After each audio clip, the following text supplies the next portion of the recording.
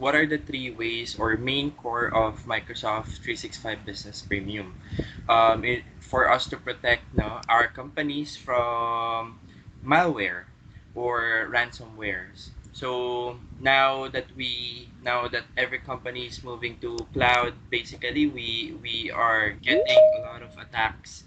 And what are the um, ways on how we can centralize our security, our assets in terms of managing it in one central place. No, that's why we want to bring the Microsoft 365. And in this workshop, we will discuss the business value, and then also to showcase and demonstrate to you guys the capability of Microsoft 365 for Business Premium.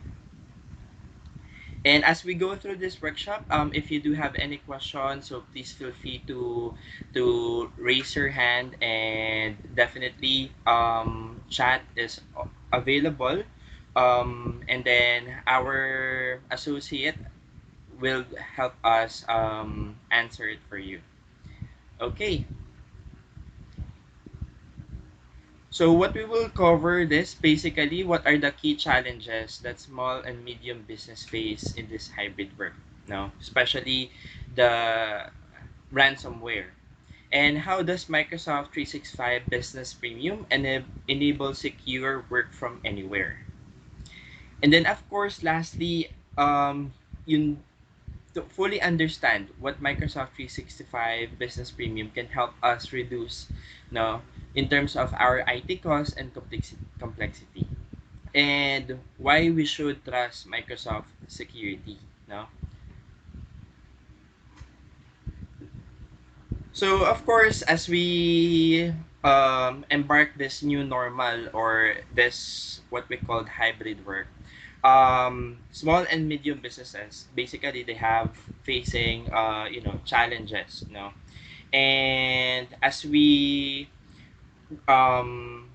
for understand the way how we work, so currently we do our users now have the flexibility to to work remotely. And what we want is to address how we can protect yung mga assets, the way how they will be accessing our corporate resources, regardless whatever connection devices they will be using, no in order for us to protect our corporate data. So the question is, how can we distribute work better? How can we maintain security? How can we reduce our costs without compromising our any or our corporate data, no regardless where they work remote, where they work anywhere.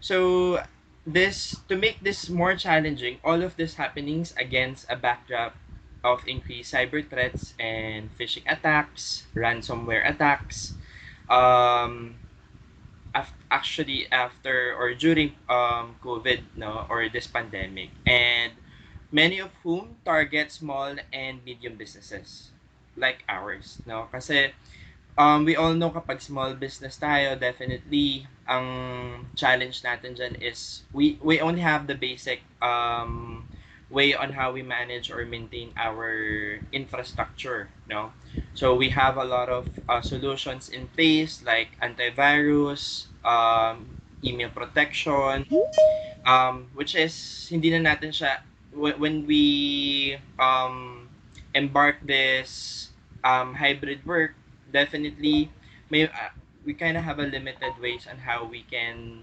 um, maintain, and then also protect from any potential cyber attacks. And all of this, basically, security attacks have real economic consequence for the small business. A common refrain, I sometimes know I am too small business for hackers. So these are some feedbacks coming from our small business who encounter attacks, cyber attacks, breaches. And these are their feedback. So let me tell you a story. So a small business hired a new CFO and she posted about her job on LinkedIn within a week. No, and spearfish from email pretending to be CEO. No, asking her to transfer 40,000, let's say US dollar, to an account. Since the CEO was traveling, she assumed that the email was legitimate and wired that money. No. So this kind of incident in our organization, no, we are getting a lot of phishing emails, emails that contain malicious files that could easily breach our users' device. No. Ito yung mga na-encrypt yung mga data that you will need to pay, but we cannot guarantee that they will decrypt those encrypted files na due to the ransomware attack. No, so this kind of story tell us how can we prevent this from happening. No, what are the factors that we need to consider? Ano yung pinaka kailangan natin gawin, no, in order for us to resolve or prevent any potential issues that we may encounter, no, in our organization. So that's why we follow the concept of zero trust. No? So Microsoft Security follows the zero trust architecture, which we help us build a strong foundation, no, from the account of our users up until to the data, no, to protect, no. So ano siya, end to end protection, which is this is what we need, no, to begin our zero trust journey. It is very important for us to set a strong foundation, starting with the modernized identity and endpoint management. Why these two layers or element are very important, no, in terms of protecting our resources, no, our corporate data, because identity is the main kumbaga ito yung pinaka outer layer ng let's say in one shell, no. So when you when your user account get compromised, no, like yung mga password breaches, technically they can access everything, no. Same as with the endpoint. So, if na-infiltrate yung device natin, let's say yung computer ni user, then definitely whatever data that we have in that device technically affected, no? And that's why to follow the zero trust, no, to start our zero trust journey, we need to have strong identity and endpoint protection or endpoint management, because 80% of breaches still involve the use of lost stolen password. Ito yung mga we are only relying sa mga password, no? So we are very guilty dito sa ganitong mga incident, no? Yung mga users natin, especially yung medyo hindi sila ganun ka-savvy, no? Ka-tech savvy na gusto nila, they use basic password or yung mga common password, no, na iisa lang yung ginagamit nila across to all their accounts, no, which is if we are going to rely to our password, basically we can easily our account get easily compromised.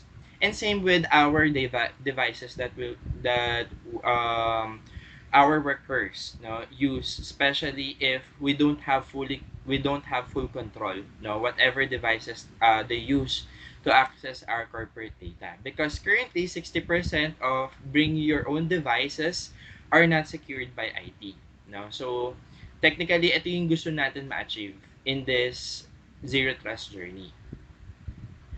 In this zero trust journey, we follow the three principle, no. So first we follow the three principle of zero trust, which is first verify explicitly, which we want to make sure na every data points na meron tayo sa organization natin, including identity, location of let's say your user, device health, services or workload, data classification and anomalies. What we want is to verify explicitly, no?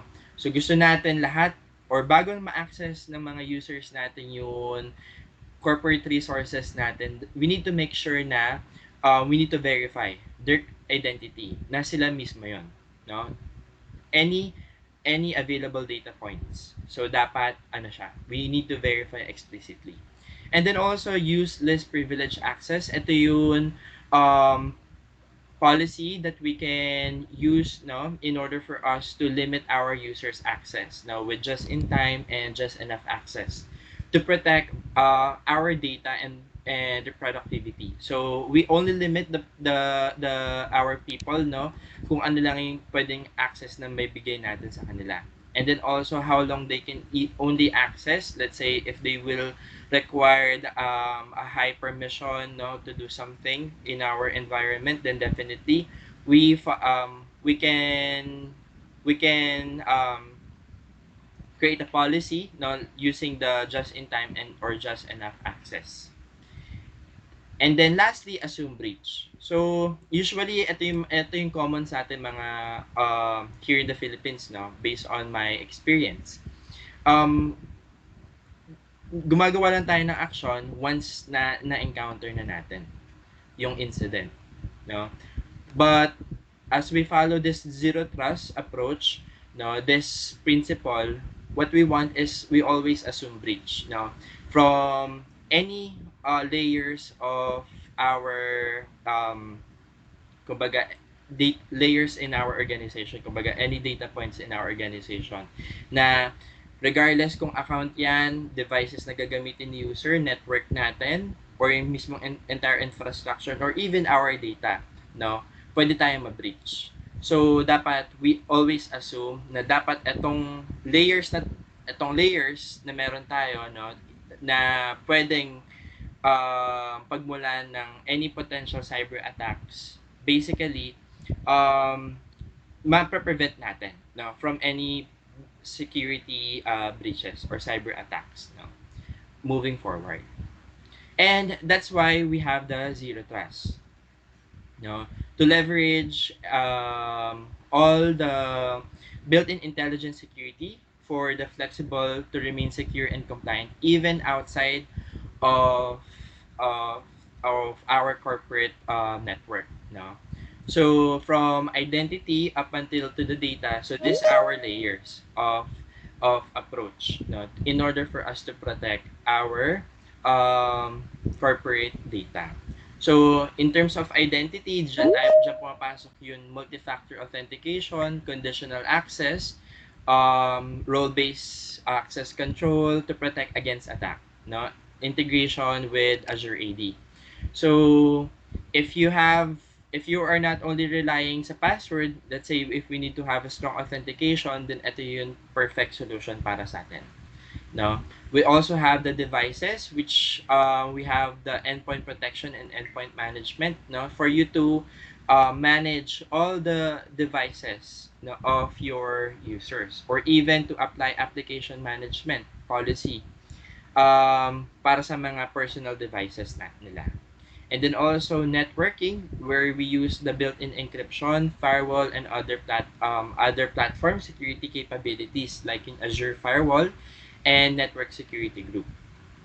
And then in terms of infrastructure, no, basically Azure has more compliant certification than any other cloud provider. And then lastly, we do have the data, no, which is very important sa organization natin. So if we don't have a data protection, then uh, technically pwede pa rin tayo ma-compromise, and pwede tong pagmulan ng, let's say, mga data leak, no. That's why what we want is to achieve yung encryption, data loss prevention, to make sure na wherever it lives or travel yung data natin, we have peace of mind, no, na those data that we shared outside our organization are protected and secured, no, through this data protection solution. And then kung titignan natin yung holistic approach, no, to zero trust, ito yung pinaka ano niyan, flow or architecture natin. So if you will notice, before we even access our resources, no, if you have centralized security control within your organization before your user access our data, services, no, or even yung infrastructure natin, we do have the policy in place now where we can identify if there is a potential risk for our users to access our corporate resources. No? So dito papasok yung evaluation, enforcement to make sure na yung devices or location or even yung user mismo kung sino yung nag-access. Basically, what we want is to verify, no? To identify if there is a potential threat or risk before they can even access our resources. So regardless kung private or public network yung ginagamit ng mga users natin, imagine if we have centralized security control within our organization, then we can prevent, no, yung mga potential cyber attacks or even ransomware if we have this solution in place. So kung titignan natin, no, yung modern workplace framework and journey natin. So we do have 4 segments here, no. So basically as an IT, what we want is to establish, no, to have full control on their devices, how can we protect their identity, to have a collaboration productivity tools, no, that our user can use, and nandun pa rin yung ano natin, compliance natin when it comes to data. So andyan yung journey natin, which is basically kayang-kaya naman natin siya kunin, no, from a different solutions, but getting this solutions, no, from different provider, definitely you kind of limit yourself to protect one area, no. So for example, antivirus natin is, let's say, Symantec. Technically speaking, ano lang yan, it could only protect your exact or yung mismong device ng user natin, or even Kaspersky, no, or yung mga firewall natin, Bitdefender for example. We only limit the capability of that solution, no, to protect one area lang.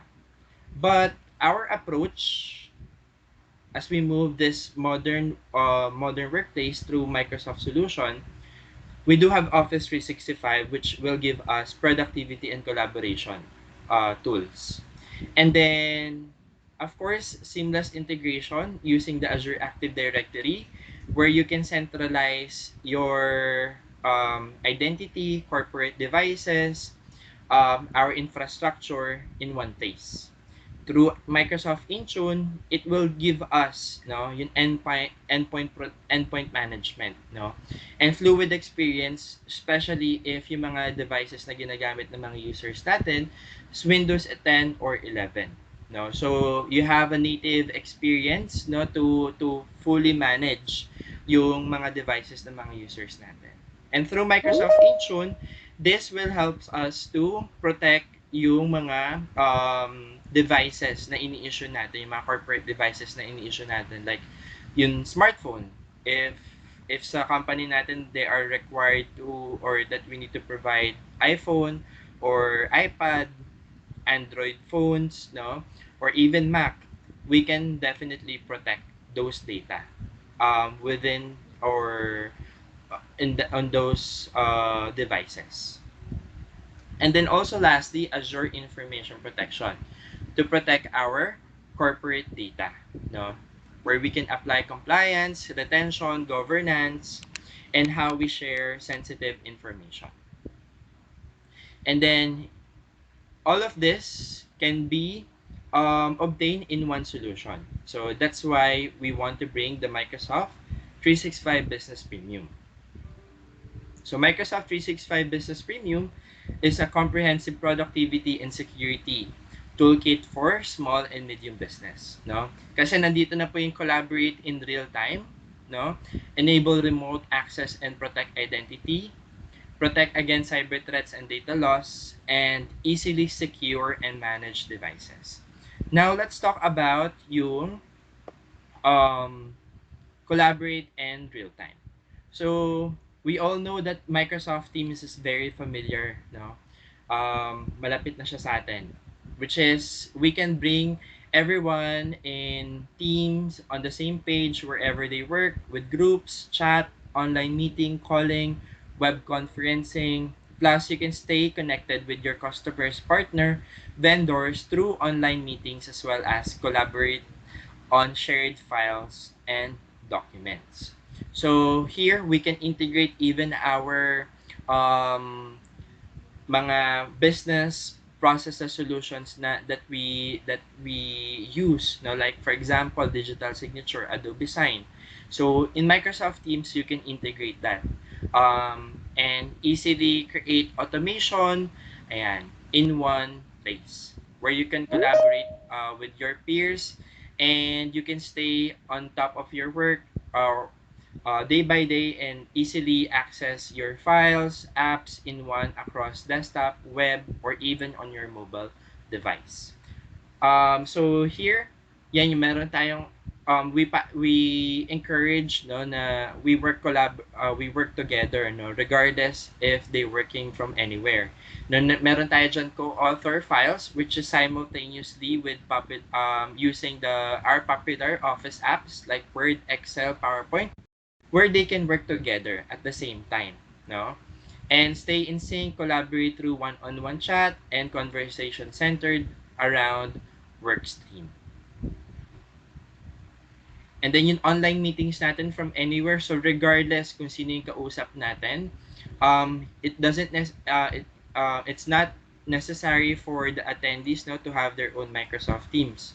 So even if your participants or attendees no once you host a Microsoft Teams meeting, you can always invite no other users or external users no to join in Microsoft Teams meeting and leverage yung mga advanced tools to have an immersive meeting experience. And then also external collaboration. So sometimes we work together no with different customers, partners no of yung mga projects na meron tayo.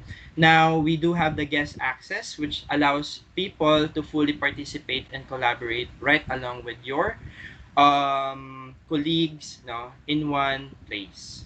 So that's why we have the Microsoft 365 business kasama si Microsoft Teams para we can work together sa mga users natin across organization. So next is how can we enable secure access from anywhere and protect identity, no? So when enabling secure access is really the first step no towards enabling work from anywhere. So with Microsoft 365 Business Premium, you can protect against loss or stolen passwords by adding additional layer of security using multi-factor authentication and then also provide the right people with the right access to work with apps no using Azure AD and then also enable secure remote desktop access no with Windows virtual desktop. So in terms of adding a security layer sa identity natin, so ito yung mga available tools or security information that we can use no, to enable MFA. And we can guarantee that having MFA can help us prevent 99.9% of identity attacks. So for the MFA, we can enable yung passwordless method to help make MFA more convenient for our users. So meaning, hindi na nila kailangan mag-type ng password. So once they enter their email address, Sa login page, automatic. We can easily receive notification, no, sa smartphone natin to approve the login request. No? So nandiyan yung push notification, so of token OTP where it will generate 6-digit code, no? And then also hard token OTP um, na pwede natin gamitin for MFA or SMS or voice using our phone number. So also with the Windows Hello, for a great built-in experience on the PC, we recommend using Windows Hello. Now, it uses the face or fingerprint to sign in automatically. Now, like in FIDO2 security key, available na siya for several partners like Ubico, um, Fit, Fitian Technology, HID Global, in a USB, and then NFC enabled badge or biometric key. And then also, ayan, yung passwordless, which we can enable yung push notification login.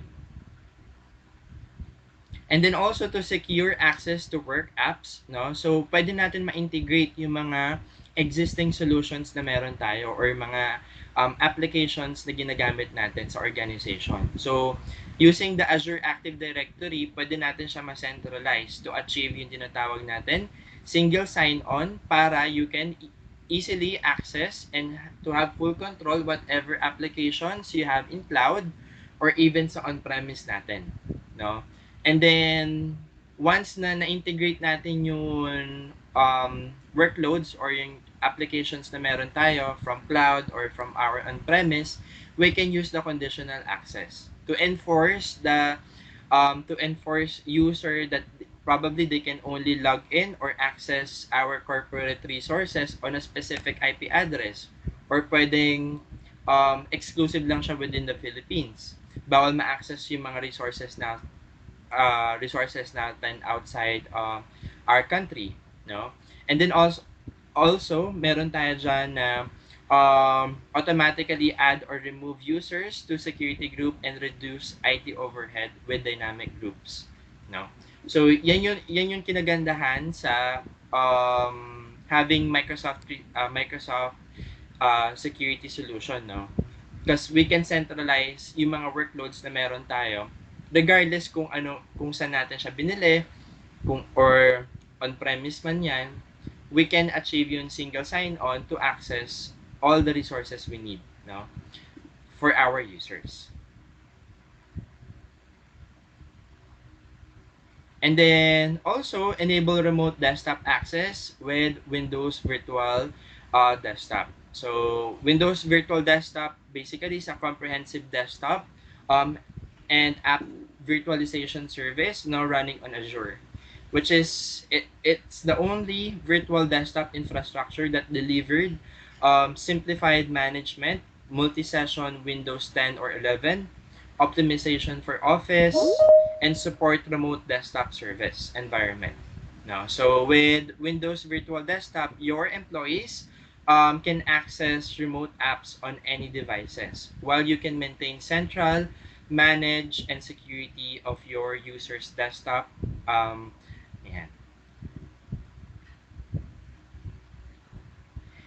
And then also, lastly, to protect against cyber threats and data loss. No? So, now let's talk about yung pinaka core feature ni Microsoft 365 Business Premium to help defend against cyber threats like phishing, ransomware, safeguard to safeguard our business and even our customers' data while helping you gain visibility into cloud apps usage so you can uncover hidden risk. Now, so so with the shift to work from home and it's increasing yung mga cyber attacks like phishing, now we have the Microsoft Defender for Office 365 now which can help us safeguard our users' identity, defend against cyber threats, with increased cyber threats like phishing attacks, ransomware, that we know probably you have already encountered, no. So for the Microsoft 365 Business Premium, we are protecting your business, no, using or from these external threats, by giving you access to the same enterprise grade service protection used by many of world's largest companies. So ayan, yung mga links are checked in real time to warn your destination is malicious site with safe links. So meaning, ma-filter yan thoroughly na using the Microsoft Defender for Office 365 solution na part siya ni Microsoft 365 Business Premium subscription, no. So lahat ng papasok sa ano natin, sa sa environment natin, no, lahat ng links na nasa email or sa mga links na i-share ng mga users natin, let's say through SharePoint, OneDrive, or even sa Microsoft Teams, i-verify natin yan real time, no, if this is malicious site. So when a user click on URL in an email message or in an Office file, the link is checked by Defender, ayan, para make sure natin it is safe, no? It is safe and not maliciously or harmful sa mga users natin. And also, for meron din tayo mga or part din ni Defender for Office 365 is yung tinatawag natin safe attachment, no, which is feature din siya ni Microsoft 365 Business Premium, which is to scan each and every attachment coming in via email. So when a safe attachment policy, let's say, is in place, email attachment are open and kumbaga we test it virtually, no, sa sandbox environment, to determine if this is malicious attachment. And if this is a malicious attachment, hindi natin hayaan mabuksan ng mga users natin. So this protection also applies, no, sa mga files na sinashare din natin via SharePoint Online, OneDrive for Business, or Microsoft Teams, no. AI powered siya, anti-phishing intelligent, which is also to help protect against impersonation and spoofing, no, with anti-phishing, no, to combat latest phishing methods, where attackers impersonate person's identity, no, or brand. So ayan, it is a machine learning that used to analyze past email patterns and relationships to find anomalies that indicate spoof, um already, or we've already encountered this, no, sa previews or in the past. And then also new antivirus management in Microsoft 365. So ano din po yan, part din natin yan, which we can view active threats, verify device health, identify action. And then also to safeguard our business data with DLP and Azure Information Protection. So, and if ever na meron tayong mga sensitive information that we want to prevent our users to share outside of our organization, na like in credit card numbers, UMID ID, passport, personal information ng mga customers natin, no? Or even yung other intellectual property that is core-running to our business. Basically, we can prevent them from sharing it using the data loss prevention policy. And then also, meron din tayo dyan data classification, which user can apply sensitivity label, no, to classify yung email or document before they share, no, to someone else. So ito na-classify natin based on the sensitive information na nasa email or nasa document natin. So we can easily mark the document, let's say, confidential, and only limited people can access those data regardless kung sinishare natin siya, no, to a different users or people even outside of our organization. So yan yung protection natin that we want or that we can achieve, no, in Microsoft 365 Business Premium. And then also you have the new capability, no, to fully see or to have a visibility into your cloud apps using the Microsoft Defender for Apps, or formerly known as Cloud App um, Discovery, or yung tinatawag natin Cloud App Security, Microsoft Cloud App Security before. So, yan, basically, this will help us identify, no, yung mga applications na ginagamit ng mga users natin, no, to have a risk assessment if ever na there is a potential risk, no, from those applications na meron tayo. So, we can easily assess through this Defender for apps natin sa Office 365, which is part siya ni Microsoft 365 Business Premium. So you can, because this solution can help us easily discover applications in use and measure to measure, no, usage by numbers of users, volume of traffic, or number of web requests to the application. Yeah, identify the user who use this application. We can easily export data for additional offline analysis.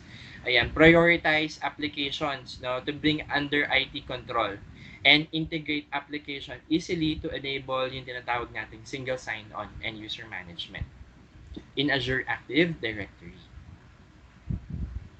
And then also, nandiyan din yung pagsisecure natin ng personal and company-owned devices natin. No, as employee work from multiple location or from anywhere, probably they have the flexible way on how they access our corporate data, no, from personal or company owned devices. So you want what we want is to manage and secure these devices and work data on them. Now, so with Microsoft Intune, it's easy to manage PC and even mobile devices, so you can have a peace of mind, no, for our business, no, to safeguard our data. Plus, with autopilot, it becomes more easy to quickly provision and deploy devices to employees remotely. No. So, ito yung gusto natin ma-achieve, yung mobile application management, which is typically for personal owned devices. So, ang gusto natin mangyari, bibigyan lang na or hindi natin fully manage yung personal device na ginagamit ni user. Like, if you have your own iPhone, syempre, ayaw mo naman na ma-manage yun, no? Especially if it's not company property.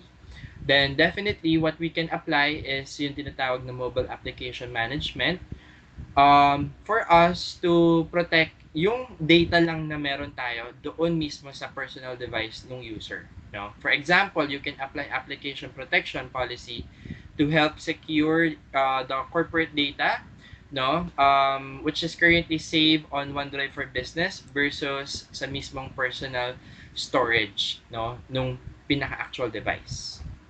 And then also mobile device management. So typically used for company-owned device. Ito yung ine-enroll natin yung device ng mga users natin. Which is, it use certificates to communicate with Intune.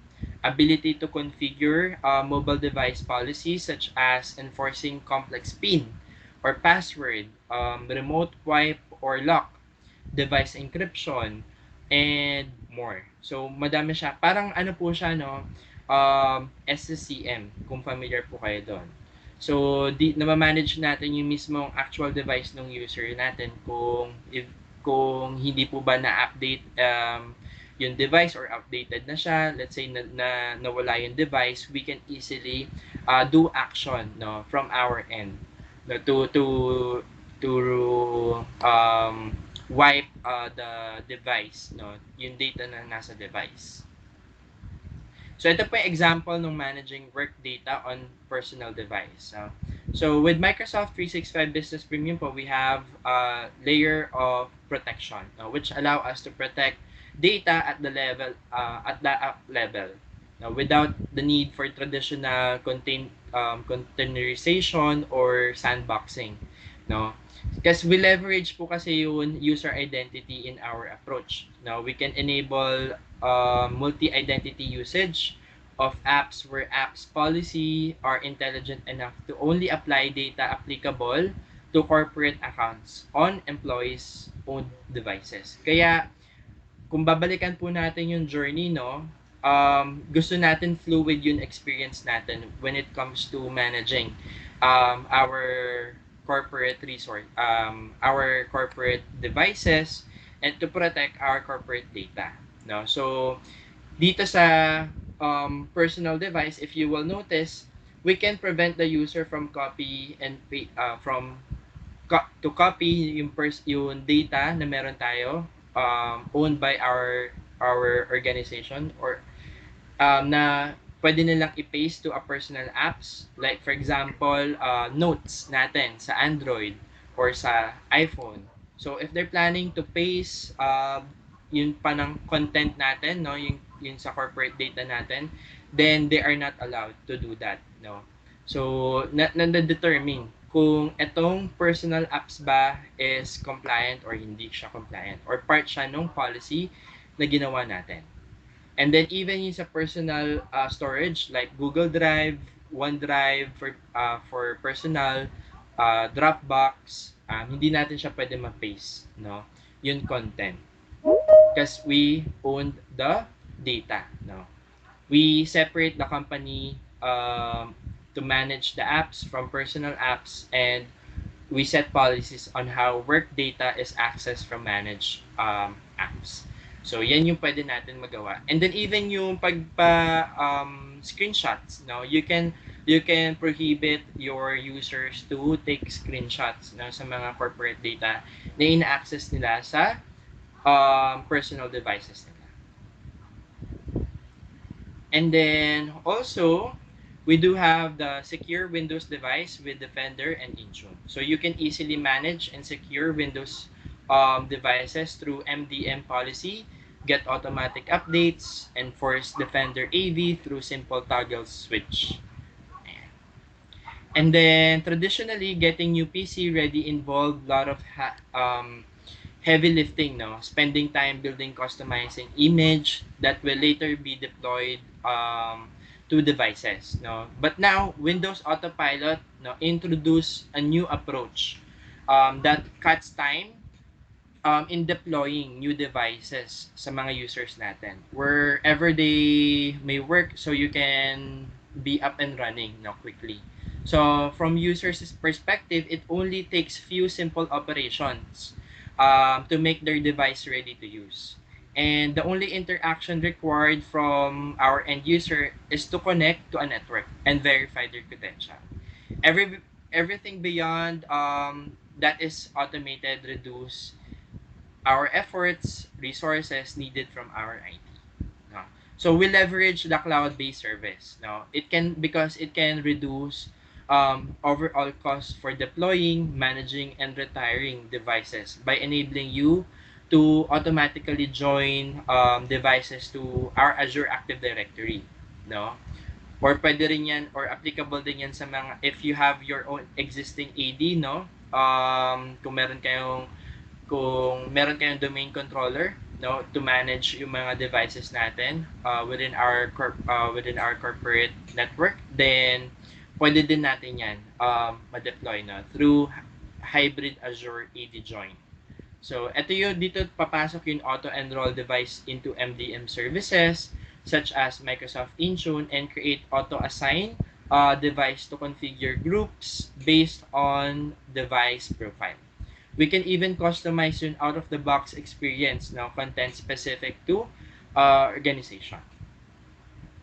Okay. So, to demo and recap the comprehensive collaboration and security with Microsoft 365 Business Premium. So let's see how all of this comes together through a demo.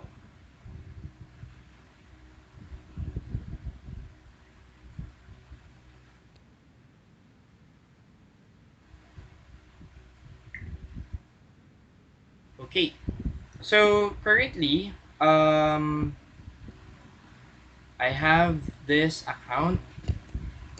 This is my demo account.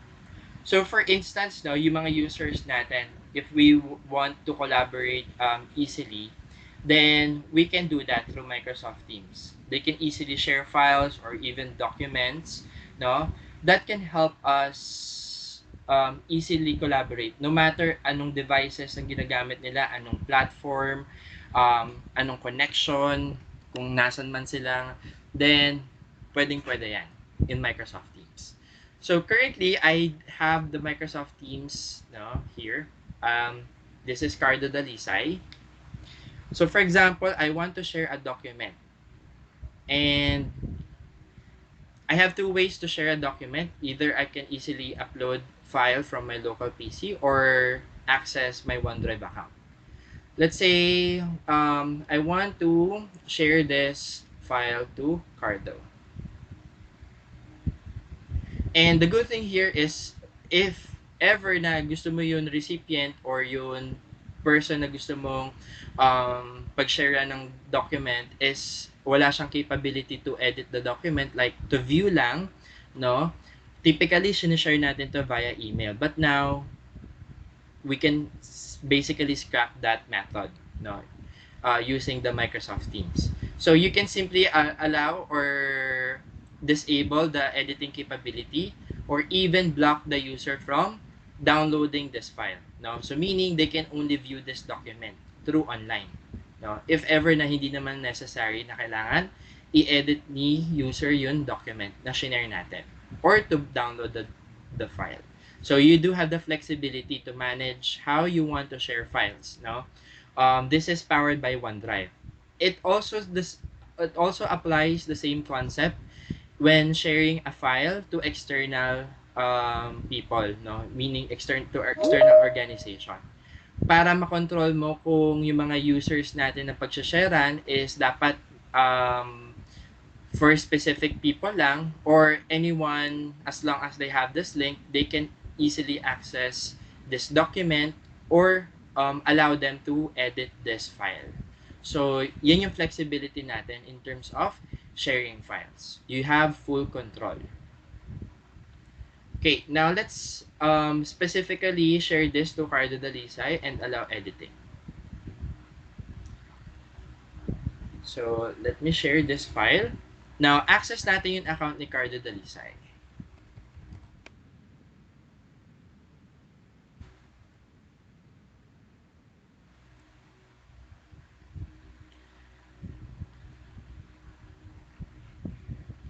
Okay, so currently, I do have this file now in place. And then, ito yung account ni Cardo. This is my account. So, magkaiba siya. No? And even they access this Microsoft Teams on the web,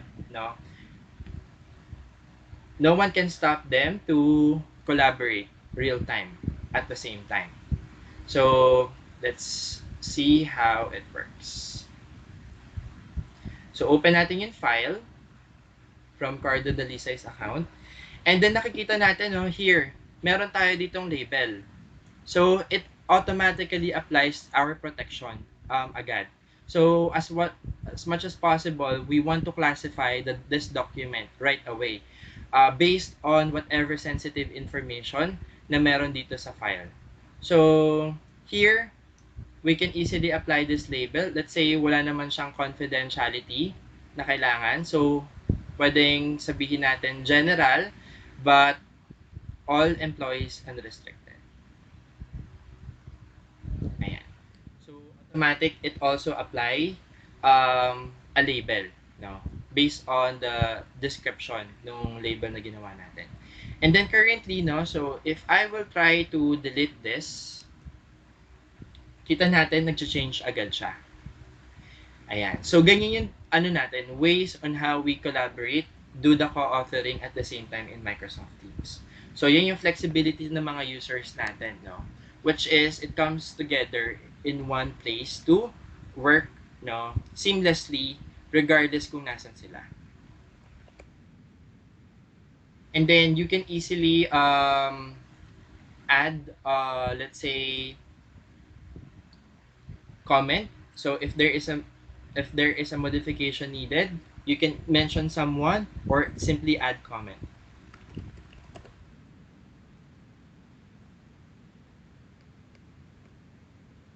And then very simple.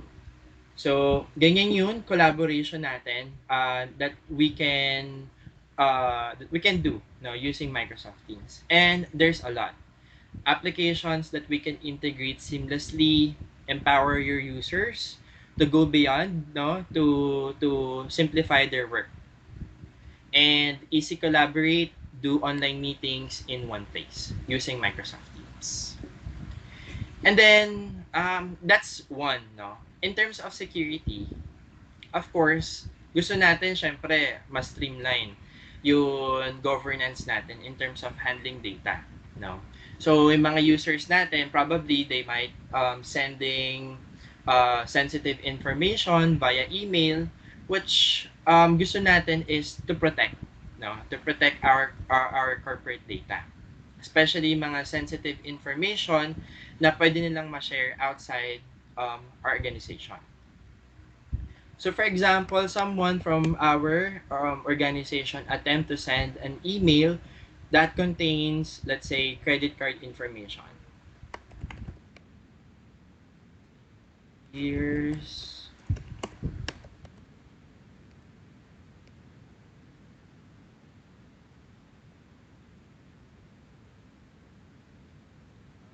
in John.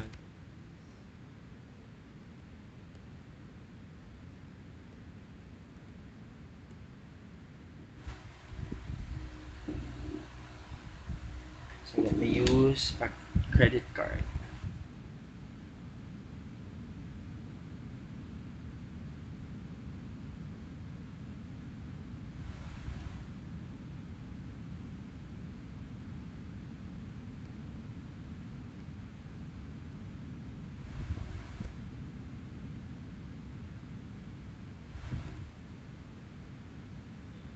Eight seven seven.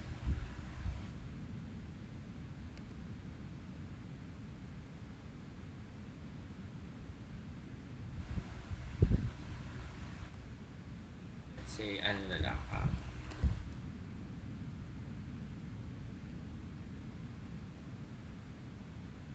This is to settle. Something like that. And kita natin no, when we enter this detail, look what happened. Automatically recognize that there is sensitive information in this email, which our users no are fully empowered to identify no na this email is sensitive information. And dito makikita natin na meron tayong policy tips dyan na we cannot easily share or we are not allowed to share any sensitive information with people outside of our organization. No? But let's say this is an important email, pwede natin ma-override yan. So pwede yan magkaroon tayo ng business justification or we can mark this as false positive.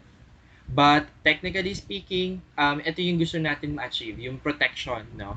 Na nilook forward natin. And pwede rin natin yan ma-encrypt. So, for example, you can encrypt an email. Pwede yan. So, high confidential, specific people. So, pag dineliver mo siya sa specific recipient na to, this user cannot easily access no this email.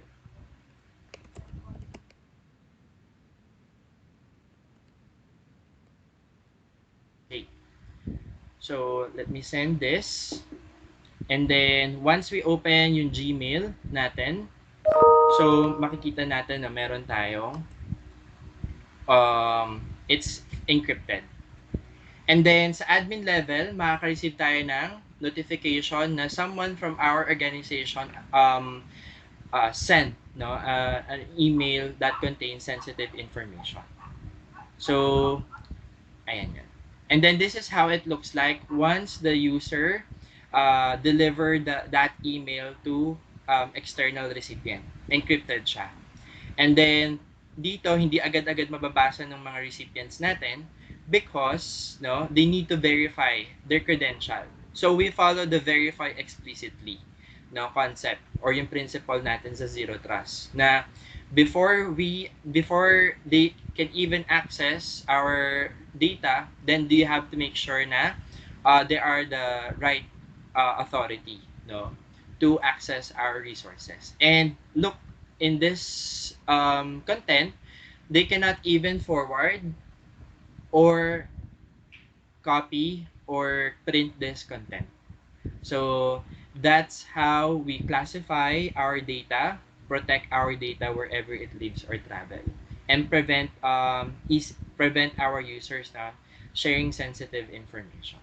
So there's a lot of things that we can do now to protect our um, data or even resources to our organization. And basically that's the Microsoft 365 Business Premium. Okay. So all right. So that's uh the coverage now of this Microsoft 365 Business app workshop. So we have questions from our audience. Now, can that be enabled on the Outlook app or just for the web version? Yes, it does po. Yes, it can. We can definitely fluid experience po tayo sa Microsoft. So definitely you can apply, encrypt, no, in Outlook, and then even yun sa DLP, it will also work sa client. So ano yan?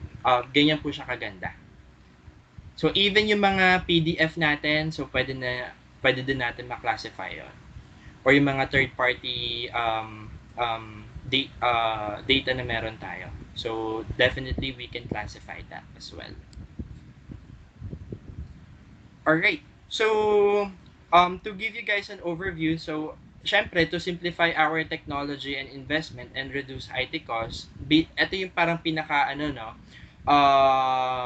ballpark ng small and medium businesses, no. So, they invest different security protection from identity, devices, sa infrastructure nila, collaboration, productivity. So basically, it costs more than $40, roughly, or probably 30. But in Microsoft 365 Business Premium, $22 lang siya. No? So $22 lang siya with it covers everything. You do have the business productivity, security in place to manage your devices, all the things that we have discussed, basically part siya, no? Ni Microsoft 365 Business Premium. So imagine Gartner, we were being recognized as the top leader when it comes to access management, cloud access security broker, enterprise information archiving, endpoint protection platform, unified endpoint management. So that's how Microsoft Security no being recognized as a leader no by Gartner. So we do have our active platform basically no. So this is will help us if ever that you are probably interested to do the trial for Microsoft 365 Business Premium, definitely we are very happy to help. No? And further discuss the capability and assess your current infrastructure. Now, what are the things that we can improve? Because for sure, a lot of solutions that we have currently we don't have full centralized no place to manage yung ano natin resources natin.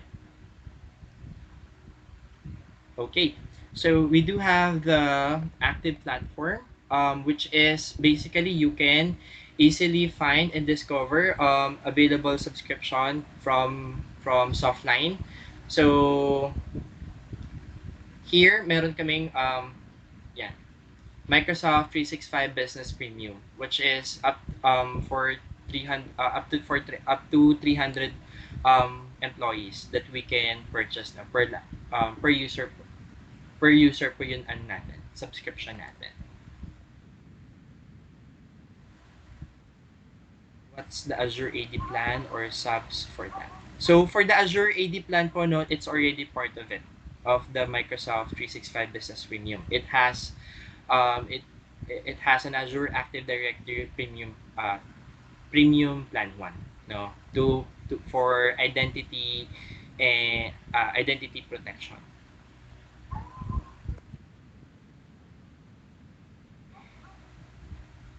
Okay. Right.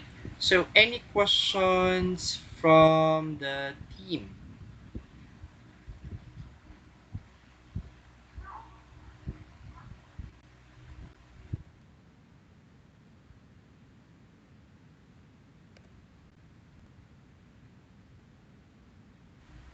All right. So want to Miss Mary Ann, anything else before we wrap up the session? Hi, Hi, JC. JC. All right. Nag-echo yata. Okay. So, actually, nothing on my side. I just want to, of course, thank everyone for spending your time with us. I hope you were able to get valuable insights that you can share with your colleagues, with your team members, most especially with your management. I guess one last question for me is before we end this session, may we request if you could kindly turn on your camera for the photo op session? Pwede ba yan, sir? Mga ma'am and sir.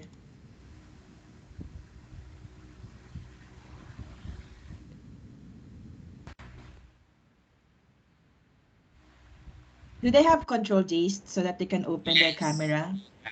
They have that. Okay. So I think we're good. So sorry, welcome again to our pocket session. This would be a series of pocket sessions for this month of September. So this would be the first. We'll be having another two sessions right for this month. So we'll just in case for those some of your colleagues that were not able to attend, we can still share with you the schedules for this month. Okay, Jace, ikaw na mag-ano. Nakuha na ba lahat? Perfect. So yes, definitely we can use the together mode that we here available sa Microsoft Teams. So on three, one, two, three. Ayan. Thank you for Okay. everyone for joining. And if you do have, or if you want to get the latest update from Softline Philippines, you can easily visit our website, no, softline.ph, or simply follow our LinkedIn profile, no, which you can get a lot of new or valuable information in terms of how we can protect, what are the solutions available, no, um, for us to secure our corporate data or resources. So, and dyan po yan. And then, for our upcoming events, you can also actually see that in our LinkedIn profile. So, thank you po everyone for Thanks, joining, everyone. Have a great day. Thank and you. bye-bye.